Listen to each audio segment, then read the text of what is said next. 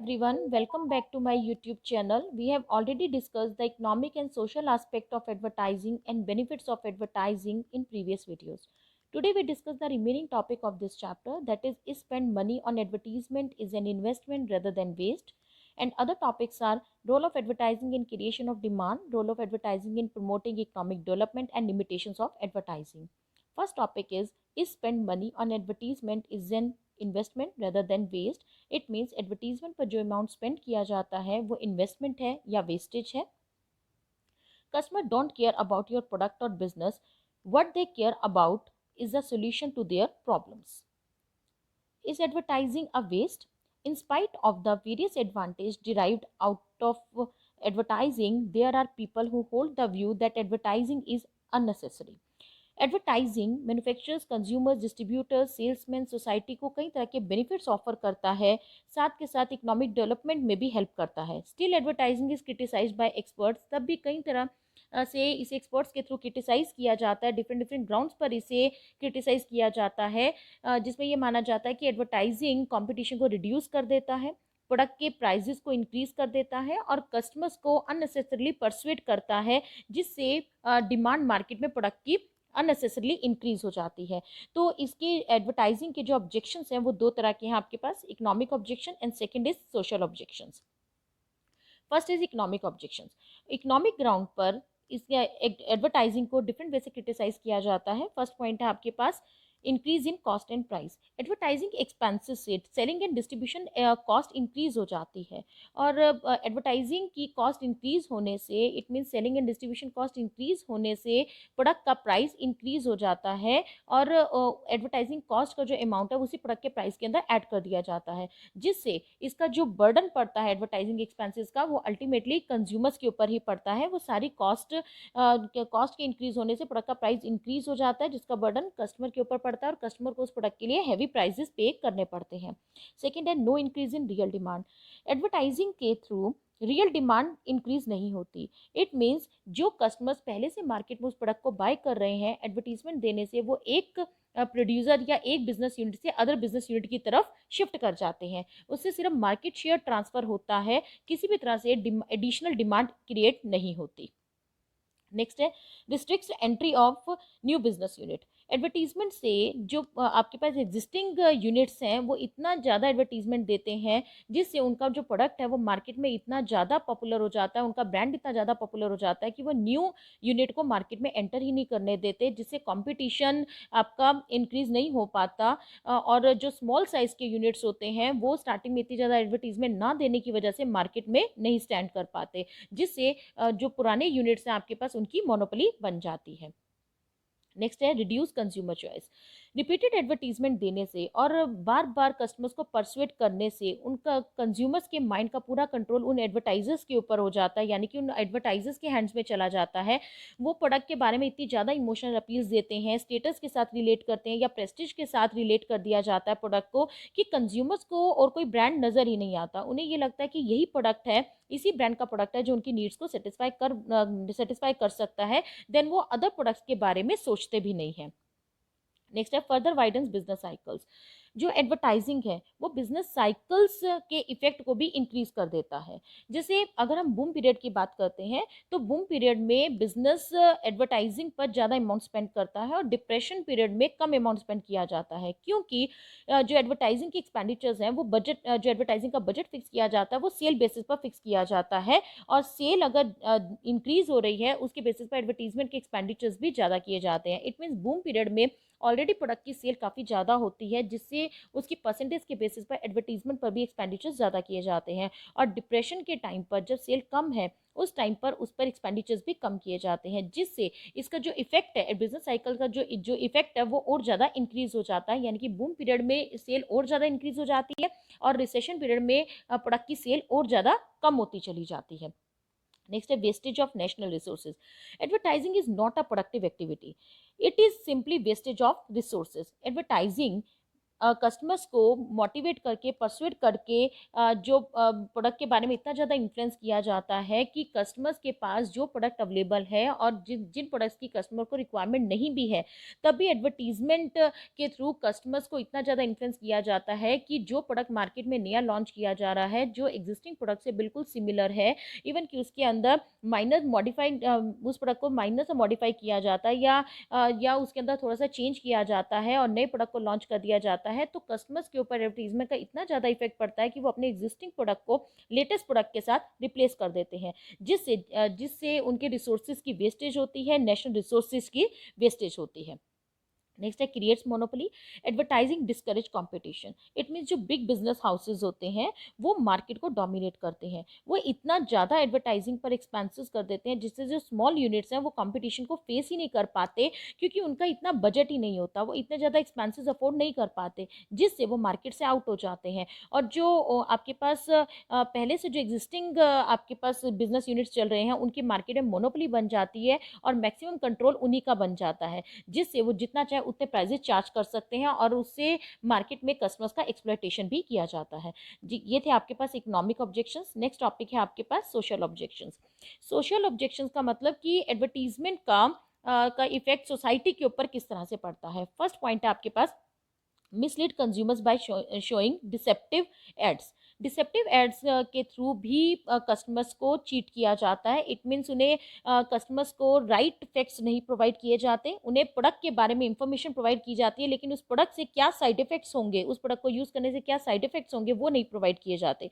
False claim बताए जाते हैं या उन्हें बहुत ही हाई क्लेम बताए जाते हैं, यानी कि अनट्रूथ इंफॉर्मेशन प्रोवाइड की जाती है और गलत इंफॉर्मेशन प्रोवाइड करने से प्रोडक्ट के बारे में कस्टमर्स को प्रॉपरली इंफॉर्मेशन नहीं मिल पाती, जिससे जो कस्टमर्स हैं वो गलत प्रोडक्ट को परचेज कर लेते हैं, जिससे कस्टमर्स के ऊपर नेगेटिव इम्पैक्ट पड़ता है। नेक्स्ट सेकंड पॉइंट है आपके पास ads distorted culture. It means ads कहीं ना कहीं जो कल्चर को भी इफेक्ट करती है। जो वेस्टर्न कल्चर है वो इंडियन वैल्यू सिस्टम को मैच नहीं कर पाता।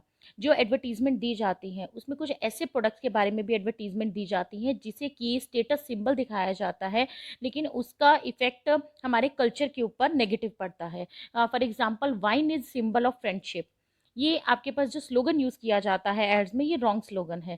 इसी तरह स्मोकिंग एड्स टू पर्सनैलिटी, इस टाइप के जो स्लोगन्स यूज़ किए जाते हैं वो हमारे वैल्यू सिस्टम को डिस्टॉर्टेड कर देते हैं। इसी तरह जंक फूड्स के बारे में एड्स दी जाती हैं जो कि चिल्ड्रंस के या यूथ के लिए फूड हैबिट्स को स्पॉइल कर देती है। तो वेस्टर्न कल्चर से, वेस्टर्न स्टाइल से कहीं ना कहीं इंडियन कल्चर जो है वो डिस्टॉर्टेड हो जाता है। नेक्स्ट आपके पास control of advertisement on media. It means जो मीडिया के ऊपर एडवर्टाइजर्स का टोटली कंट्रोल होता है। Control of advertisers on media, it means media के ऊपर एडवर्टाइजर्स का टोटली कंट्रोल होता है।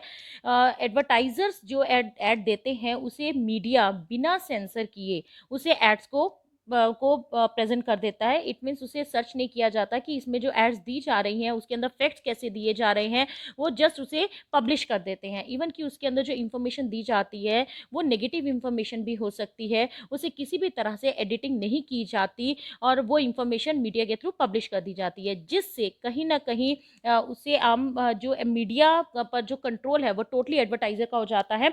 और मीडिया में जो एडवर्टीजमेंट दी जाती है, बेसिकली एडवर्टाइजर जो ऐड देते हैं वो एक पेड मीडिया के थ्रू होता है। इट मीन्स उसके बदले में पेमेंट की जाती है। तो इसमें सिर्फ प्रोडक्ट के बारे में पॉजिटिव इफेक्ट बताए जाते हैं, नेगेटिव इफेक्ट्स भी नहीं बताए जाते। इट मीन्स उस प्रोडक्ट को यूज करने से क्या नेगेटिव इफेक्ट हो सकता है उसके बारे में कोई इंफॉर्मेशन प्रोवाइड नहीं की जाती। नेक्स्ट है प्रमोट्स मटेरियलिज्म, जो एडवर्टाइजिंग मटेरियलिज्म को भी इंक्रीज करती है। इट मीन्स एडवर्टाइजिंग में कस्टमर्स को अननेसेसरी थिंग्स के लिए इतना ज़्यादा इन्फ्लुएंस किया जाता है कि जिन प्रोडक्ट्स की उन्हें रिक्वायरमेंट भी नहीं है वो उस प्रोडक्ट की तरफ भी इन्फ्लुएंस होते हैं। इट मीन्स ऐसे प्रोडक्ट जिन्हें वो अफोर्ड भी नहीं कर सकते उन प्रोडक्ट्स को भी बाय करने के लिए वो अट्रैक्ट होते हैं। इट मीन्स मटेरियलिज्म इंक्रीज हो जाता है। नेक्स्ट है आपके पास बैड इफेक्ट ऑन चिल्ड्रन।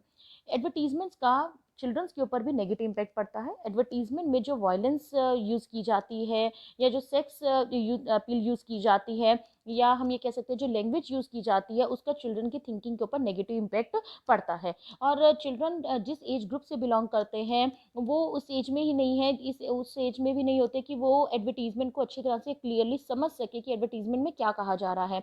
और वो पर्सन जो चिल्ड्रन है वो जो चिल्ड्रन है वो डिमांडिंग हो जाते हैं, पेरेंट्स के सामने डिमांड करनी शुरू कर देते हैं। जिस एडवर्टाइज प्रोडक्ट को देखा जाता है, एडवर्टीजमेंट में देखा जाता है, उसी प्रोडक्ट की वो डिमांड करने लग जाते हैं। तो चिल्ड्रन का जो ड्रेसिंग स्टाइल है, ये जो फूड हैबिट्स हैं, इनके ऊपर भी नेगेटिव इम्पैक्ट पड़ता है। एडवर्टीजमेंट्स के अंदर फूड हैबिट्स जो दिखाई जाती हैं उसमें like Maggi, noodles, pizza, burger ऐसे जंक फूड की तरफ फोकस किया जाता है, जिससे चिल्ड्रन के ऊपर नेगेटिव इम्पैक्ट पड़ता है।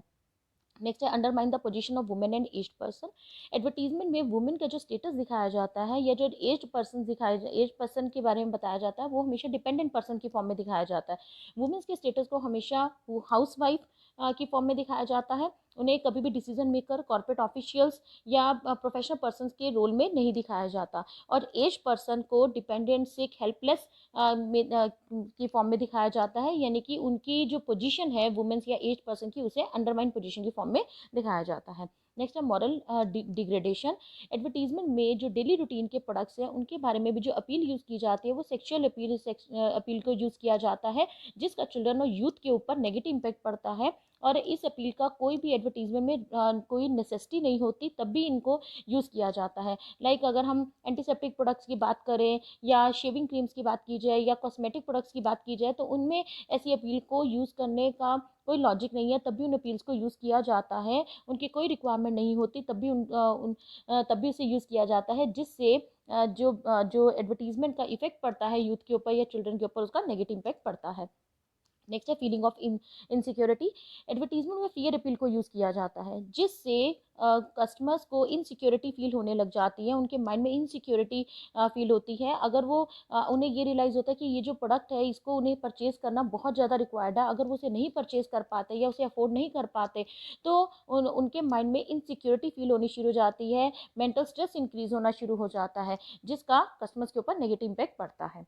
नेक्स्ट है creates artificial product differentiation. Advertisements के अंदर जो प्रोडक्ट के बारे में डिफरेंस दिखाया जाता है वो आर्टिफिशियल डिफरेंस दिखाया जाता है। आर्टिफिशियल डिफरेंस का इट मीन्स उनमें रियल में कोई भी सिग्निफिकेंट डिफरेंस नहीं है, उसमें सिंबॉलिकली डिफरेंस क्रिएट करके एडवर्टाइजर कस्टमर्स को कंफ्यूज कर देता है, जिससे कस्टमर को प्रोडक्ट के बारे में डिसीजन लेना टफ हो जाता है।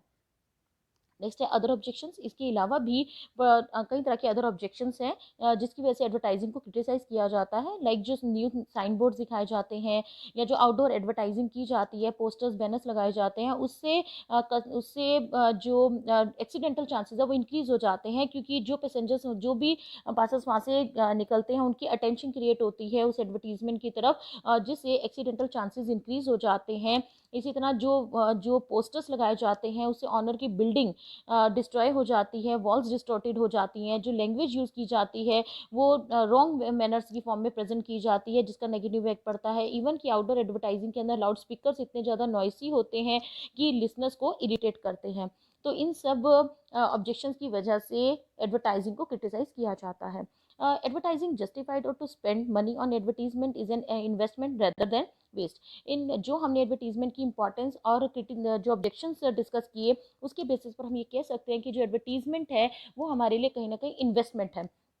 एडवर्टीजमेंट को प्रॉपरली अगर यूज़ किया जाता है, प्रॉपर वे से यूज़ किया जाता है तो इसका कस्टमर्स को बेनिफिट मिलता है। Firstly advertisement is a concept which make public aware about the new products and services arriving in the market and sometimes force them to buy it.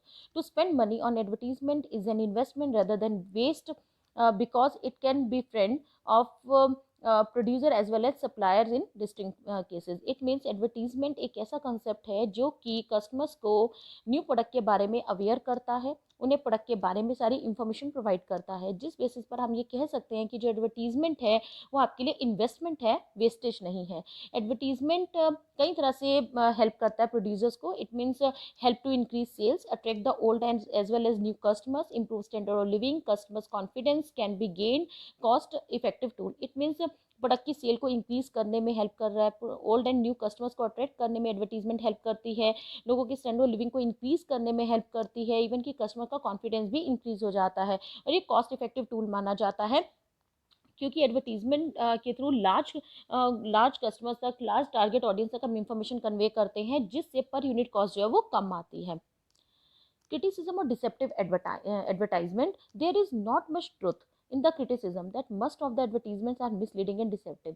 Criticism के अंदर कई तरह की इस तरह की इंफॉर्मेशन बताई जाती है जिसमें कि कस्टमर्स को मिसलीड किया जाता है, उन्हें गलत इंफॉर्मेशन प्रोवाइड की जाती है, उनके साथ फ्रॉड किया जाता है। लेकिन आज के टाइम में अगर बात की जाए तो एडवर्टीजमेंट के बारे में जो क्रिटिसिज्म बताई जाती है इसमें एडवर्टाइज़र का फॉल्ट होता है कि वो उसके अंदर गलत इन्फॉर्मेशन प्रोवाइड कर रहा है। लेकिन सारे जितने भी एडवर्टाइजर्स हैं वो सभी एडवर्टाइज़र गलत इन्फॉर्मेशन प्रोवाइड नहीं करते। मैक्सिमम एडवर्टाइजर्स जो इन्फॉर्मेशन प्रोवाइड करते हैं वो करेक्ट इन्फॉर्मेशन प्रोवाइड करते हैं।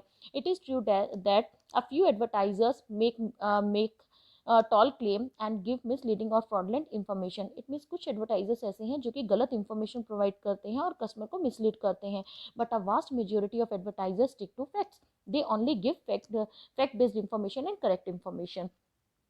If at all advertisement results is misrepresentation of facts, it is not the fault of advertising. इसमें जो इन्फॉर्मेशन गलत प्रोवाइड की जा रही है या जो गलत फैक्ट्स प्रोवाइड किए जा रहे हैं उसमें एडवर्टाइजिंग का फॉल्ट नहीं है, बल्कि उस एडवर्टाइजर का फॉल्ट है जिसने वो एडवर्टीजमेंट क्रिएट की है।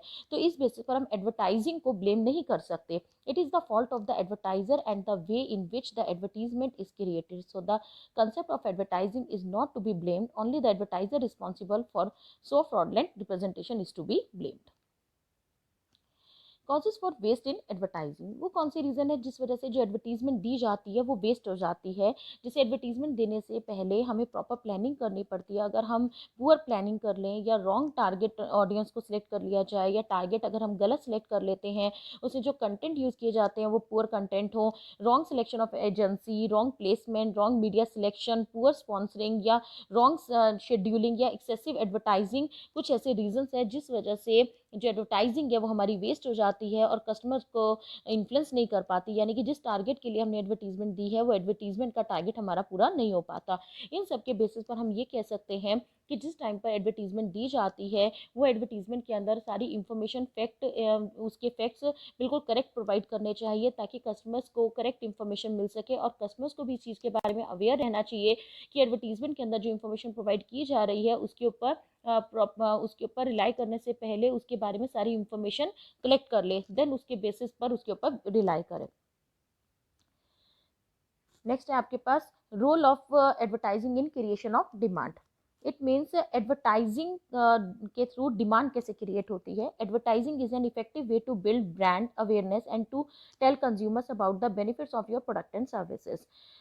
एडवर्टाइजिंग के थ्रू कस्टमर्स को प्रोडक्ट के सारे बेनिफिट्स के बारे में बताया जाता है, प्रोडक्ट के बारे में अवेयरनेस दी जाती है, प्रोडक्ट की क्वालिटी, प्रोडक्ट की फीचर्स के बारे में बताया जाता है। Creating targeted advertising campaign can help businesses increase demand for their offering. However, if an advertising campaign is unsuccessful, it can also reduce the demand for the product or services. It's important to understand how advertising works and the way it can change the demand for your product. It means advertising एक ऐसा effective tool है जिसके through customers को product के बारे में aware किया जाता है, प्रोडक्ट के बारे में सारे बेनिफिट्स के बारे में बताया जाता है। अगर हम टारगेट एडवर्टाइजिंग के थ्रू जो इन्फॉर्मेशन प्रोवाइड करना चाहते हैं उसे सही ढंग से अगर प्रेजेंट किया जाता है तो उससे प्रोडक्ट की डिमांड इंक्रीज हो जाती है। लेकिन वहीं पर अगर एडवर्टाइजिंग प्रॉपर वे से प्रोवाइड ना की जाए यानी कि वो अनसक्सेसफुल रहे तो उस प्रोडक्ट की डिमांड या उस प्रोडक्ट की जो प्रोडक्ट के बारे में जो डिमांड की जाती है वो डिमांड आपकी रिड्यूस हो जाती है। तो उसके थ्रू हमें एडवर्टीजमेंट को प्रॉपर वे से इम्प्लीमेंट करना चाहिए, उसे सही ढंग से प्रेजेंट करना चाहिए ताकि प्रोडक्ट की डिमांड इंक्रीज हो सके। उसके लिए जो एडवर्टीजमेंट दी जाती है, बेसिकली एडवर्टीजमेंट के थ्रू हम डिमांड को कैसे क्रिएट करते हैं, promotes new uses of the product. It means इस प्रोडक्ट की डिमांड को इंक्रीज करने के लिए एडवर्टीजमेंट के थ्रू प्रोडक्ट के नए नए यूजेस के बारे में बताया जाता है कि क्या क्या उससे अदर यूजेस हैं उसके। लाइक अगर मिल्क मेड का एग्जाम्पल लिया जाए तो शुरू में मिल्क मेड को as a substitute of milk use किया जाता था, लेकिन अगर हम आज की बात करें तो उसके कई अदर यूजेस बताए जाते हैं। लाइक मिल्क मेड के थ्रू आप स्वीट डिश बना सकते हैं, सैंडविच में यूज़ कर सकते हैं, तो कई अदर यूजेस बताए जाते हैं जिससे प्रोडक्ट की डिमांड इंक्रीज हो सके। नेक्स्ट है promotes frequency of uses. It means advertisement motivate the customer to use the product more frequently. Like slogan use किए जाते हैं, संडे हो या मंडे रोज खाओ अंडे। इट मीन्स इसके अंदर जो एडवर्टीजमेंट दी जाती है उसे इस ढंग से मोटिवेट किया जाता है कस्टमर्स को कि कस्टमर्स उस प्रोडक्ट को बार बार यूज करें, डेली बेसिस पर यूज करें। ये भी किसके थ्रू है? एडवर्टीजमेंट के थ्रू। नेक्स्ट है motivates for replacement. Advertisement motivates the user of the product for frequent replacement. It means जो प्रोडक्ट वो यूज कर रहे हैं, अगर फैशन के अंदर चेंज आ जाता है, ट्रेंड स्टाइल के अंदर चेंजेस जैसे जैसे आ रहे हैं, वैसे वैसे ऑडियंस को इन्फ्लुएंस किया जाता है, उन्हें फोर्स किया जाता है कि वो अपने प्रोडक्ट को, जो वो प्रोडक्ट यूज कर रहे हैं, उस एग्जिस्टिंग प्रोडक्ट को जल्दी से चेंज कर ले। यानी कि लेटेस्ट डिजाइन के जो प्रोडक्ट अवेलेबल हैं या जो फैशनेबल प्रोडक्ट जो स्टाइल में चल रहे हैं उस प्रोडक्ट को परचेज करें, और जो एग्जिस्टिंग प्रोडक्ट है उसको डिस्कार्ड कर दिया जाए। तो जिसके थ्रू जो एडवर्टाइजिंग है वो डिमांड को और ज़्यादा इंक्रीज कर देता है। नेक्स्ट है increase using season. Advertisement seasonal product को यूज करने में भी हेल्प करता है। इट मीन्स उसकी जो सेल है, जो सीजनल प्रोडक्ट है, ऑफ सीजन में भी जब प्रोडक्ट की सेल नहीं होती तो उस टाइम पर भी एडवर्टीजमेंट दे करके लोगों को मोटिवेट करके उस प्रोडक्ट के बारे में इन्फ्लुएंस करके उस प्रोडक्ट की डिमांड को इंक्रीज किया जा सकता है। नेक्स्ट है informs about sales promotion schemes. जो प्रोडक्ट्स को सेल किया जाता है उस प्रोडक्ट के रिगार्डिंग जो सेल्स प्रमोशनल स्कीम्स लॉन्च की जाती हैं, उन स्कीम्स के बारे में पोटेंशियल कस्टमर्स को इन्फॉर्मेशन भी हम एड्स के थ्रू ही देते हैं, जिससे कस्टमर्स को उन ऑफर्स के बारे में पता चल सके और प्रोडक्ट की डिमांड मार्केट में और ज़्यादा इंक्रीज हो सके। इट मीन्स इस ढंग से एडवर्टाइजिंग मार्केट में प्रोडक्ट की डिमांड को इंक्रीज करती है। नेक्स्ट आ गया role of advertising in promoting economic development. What is economic development? Economic development refers to increase in national income, per capital income, improvement in standard of living of masses. It means economic development का मतलब है कि national income increase हो जाती है, यानी कि national income increase हो जाना, पर कैपिटल इनकम या लोगों का स्टैंडर्ड ऑफ लिविंग इंक्रीज हो जाने को हम इकोनॉमिक डेवलपमेंट के मीनिंग से लेते हैं। इट मीन्स एडवर्टाइजिंग के थ्रू इकोनॉमिक डेवलपमेंट कैसे इंक्रीज होती है? इससे स्टैंडर्ड ऑफ लिविंग सोसाइटी का इंक्रीज हो जाता है, helps to increase standard of living of the society, decrease in per unit production and distribution cost, increase employment opportunities, increase in national income, improves consumer choice, helps to launch new products, helps to solve the problems of business cycle, helps in promoting export। इन सब में benefit advertising के through मिलता है। यानी कि अगर हमें new product launch करना है तो एडवर्टाइजिंग के थ्रू आप न्यू प्रोडक्ट को ईजिली लॉन्च कर सकते हैं। अगर कंपटीशन को फेस करना है तो एडवर्टाइजिंग के थ्रू कंपटीशन को ईजिली फेस किया जा सकता है। और जो जिन प्रोडक्ट की एडवर्टीजमेंट दी जाती है उससे लोगों का स्टैंडर्ड ऑफ लिविंग ज़्यादा इंक्रीज हो जाता है, और एडवर्टीजमेंट देने से पर यूनिट जो प्रोडक्शन कॉस्ट है या जो डिस्ट्रीब्यूशन कॉस्ट है वो भी कम हो जाती है। और एडवर्टीजमेंट का इफेक्ट कहीं ना कहीं एम्प्लॉयमेंट अपॉर्चुनिटीज़ में भी मिलता है। कई पर्सन ऐसे हैं जो कि डायरेक्टली एडवर्टीजमेंट सेक्टर के अंदर जॉब कर रहे हैं और कईयों को इनडायरेक्टली भी इसका बेनिफिट मिलता है। जैसे एडवर्टीजमेंट देने से प्रोडक्ट की डिमांड इंक्रीज हो जाती है, तो जो वर्कर्स वहाँ पर काम कर रहे हैं, यानी कि जो मैन्युफैक्चरिंग यूनिट है जहाँ पर प्रोडक्ट की डिमांड की जा रही है, वहाँ पर एक्स्ट्रा एम्प्लॉयमेंट की रिक्वायरमेंट हो जाती है, एक्स्ट्रा वर्कर्स की जरूरत पड़ती है, तो उससे भी इनडायरेक्टली जॉब अपॉर्चुनिटीज इंक्रीज हो जाती हैं। तो जब डिमांड मार्केट में इंक्रीज होती है उसके थ्रू लार्ज स्केल पर प्रोडक्शन की जाती है, उसका भी बेनिफिट किसको मिलता है? इकोनॉमी को मिलता है। यानी कि इट मीन्स एडवर्टीजमेंट का बेनिफिट कहीं ना कहीं इकोनॉमिक डेवलपमेंट को भी मिलता है। इतने बेनिफिट्स के बाद भी कुछ एक एडवर्टाइजिंग की लिमिटेशंस हैं जिसे हम डिस्कस करेंगे। फर्स्ट पॉइंट है आपके पास one way communication. Advertising basically non personal form of mass communication है। इसमें हम इंफॉर्मेशन कन्वे करते हैं लेकिन हमें इमीडिएटली कोई फीडबैक नहीं मिल पाती। हमें टारगेट ऑडियंस की क्या डाउट्स हैं, क्या क्वेरीज हैं, हम उसको क्लियर नहीं कर पाते क्योंकि उस टाइम हमें इमीडिएटली इसमें फीडबैक नहीं मिल पाती। यानी कि एडवर्टाइजिंग वन वे कम्युनिकेशन होता है। Less credibility.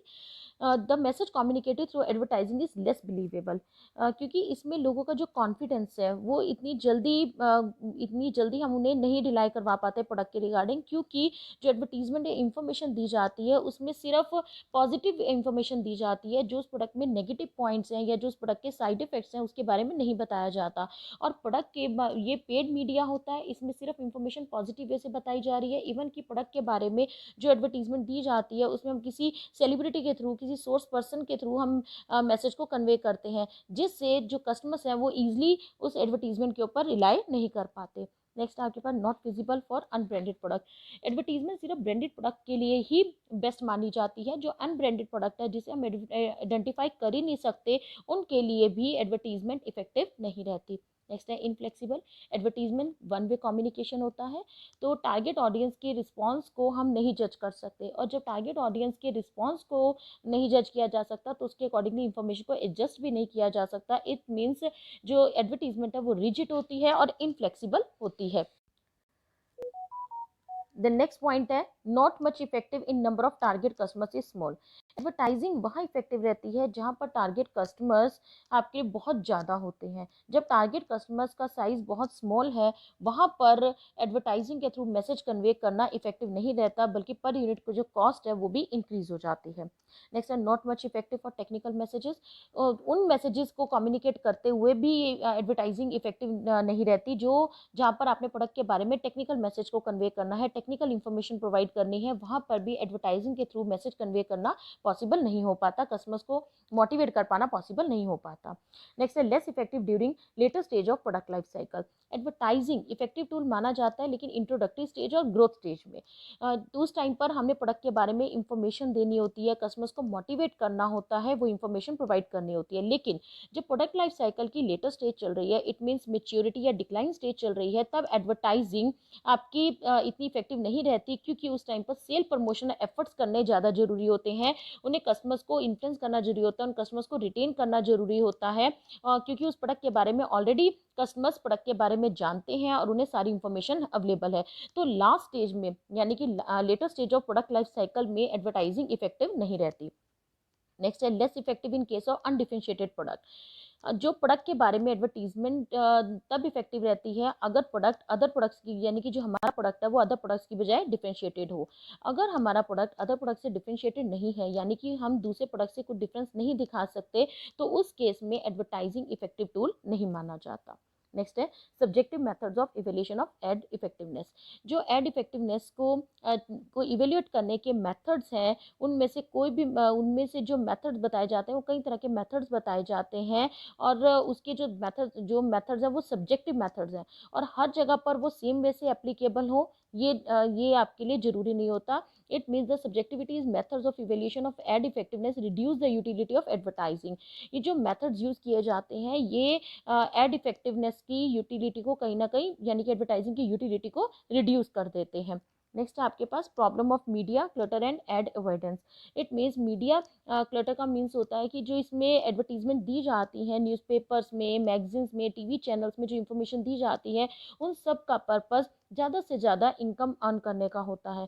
और ये इसमें जो एडवर्टीजमेंट दी जाती है वो टारगेट की पॉइंट ऑफ व्यू से नहीं, बल्कि एडवर्टीजमेंट इतनी लार्ज स्केल पर दी जाती है कि इतनी सारी इंफॉर्मेशन में से हो सकता है कि जो इम्पॉर्टेंट इन्फॉर्मेशन हो वो कस्टमर तक पहुंच ही ना सके।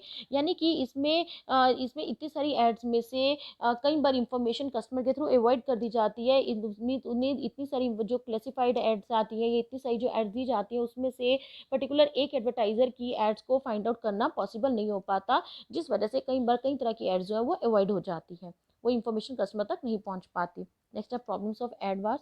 आज के टाइम में राइवल्स कंपनीज जो हैं वो इतनी ज़्यादा एड्स दे रही हैं, या कि टारगेट जो ऑडियंस है वो इतनी ज़्यादा कंफ्यूज हो जाती है कि जो इतनी सारी एड्स दी जा रही है उसमें से बेस्ट प्रोडक्ट कौन सा है उनके लिए। जैसे फॉर एग्जांपल अगर हम पेप्सी, कोक, इन सब की एडवर्टीजमेंट देते हैं तो ये सब कॉम्पिटिटर है, तो इनके बारे में जो एडवर्टीजमेंट दी जाती है उसमें कस्टमर ये रियलाइज़ ही नहीं कर पाता कि उन्हें कौन सा प्रोडक्ट उन्हें परचेज करना है या कौन सा प्रोडक्ट उनके लिए ज़्यादा बेनिफिशियल रहेगा। तो इन सारी वीक पॉइंट्स की वजह से हम अदर प्रमोशनल टूल्स को इम्पोर्टेंस देते हैं। यहाँ तक आपका टॉपिक और ये चैप्टर आपका कंप्लीट हो जाता है, economic and social aspect of advertising. Hope आपको ये वीडियो पसंद आई होगी। अगर आपको वीडियो पसंद आई तो प्लीज़ वीडियो को लाइक शेयर कीजिए और सब्सक्राइब कीजिए। Thank you.